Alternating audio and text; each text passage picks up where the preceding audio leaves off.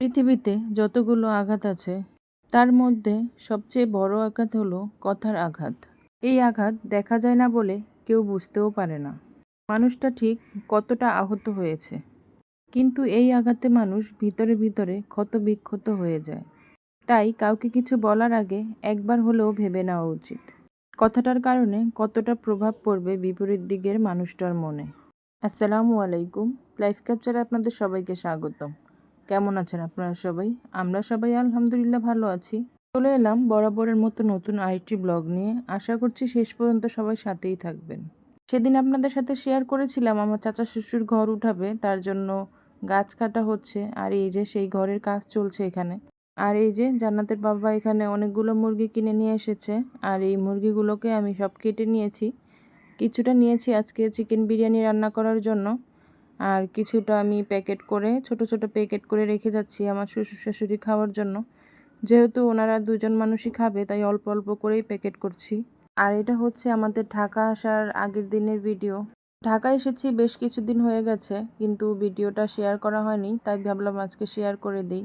Please কেউ কিছু মনে করবেন না। আর এই যে আমরা সবাই লঞ্চে উঠে গেছি ঢাকা আসার উদ্দেশ্যে। এটা হচ্ছে আমাদের ভোলা খেওয়াঘাট। আর প্রতিদিনের মতো আজকেও সেই পুরনো কথাটা বলে নিচ্ছি। যারা এতক্ষণ যাবত আমার ভিডিওটা দেখছেন কিন্তু এখনও একটি লাইক দেননি, প্লিজ একটি লাইক দিয়ে আমার ভিডিওটি দেখা কন্টিনিউ করুন। আপনার দেওয়া একটি লাইক আমার ভিডিওটি আরও অনেকের কাছে পৌঁছে দিতে সাহায্য করবে।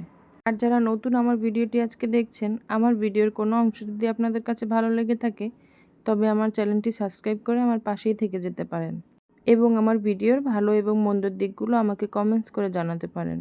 আর এই ভিডিওটা যখন করা হয়েছে তখন ভোর 5টা বাজে। আমরা ঢাকার কাছাকাছি চলে এসেছি তখন। 16 দিন গ্রামে থাকার পরে ঢাকায় এসেছি। আসলে গ্রামে যাওয়ার সময় যে আনন্দটা থাকে, গ্রাম থেকে ফেরার সময় আর ওই আনন্দটা থাকে না। আর সকালবেলা সদরঘাটে যে পাইকারি বাজারটা বসে, এটাই হচ্ছে সেই পাইকারি বাজার। সব কিছু পাওয়া যায় এই বাজারে পাইকারি দরে। যারা মূলত ফল এবং তরকারি বিক্রি করে তারাই সকালবেলা এখান থেকে কিনে নিয়ে যায়। ফ্রেশ অনেক কিছুই পাওয়া যায় এখানে, দেখতে ভালোই লাগছিল আমার কাছে, তাই আমি একটু ভিডিও করে নিলাম। আমরা যারা নতুন নতুন ইউটিউবিং করি তারা ইউটিউবের বিষয়ে অনেক কিছুই জানি না।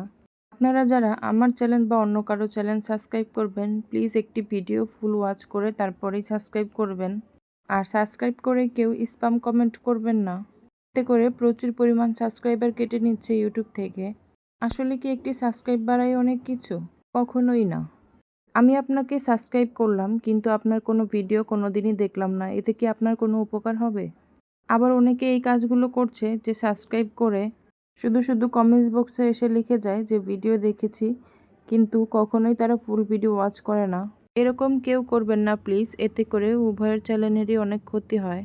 আমার যারা যারা সাবস্ক্রাইবার আপু ভাইয়ারা আছে, আমি সাবস্ক্রাইব লিস্টে গিয়ে সবার ভিডিও ওয়াচ করি, সাথে সাথে না পারলেও যখন সময় পাই দেখে নিই, কিন্তু কখনো ফেক কমেন্ট করি না।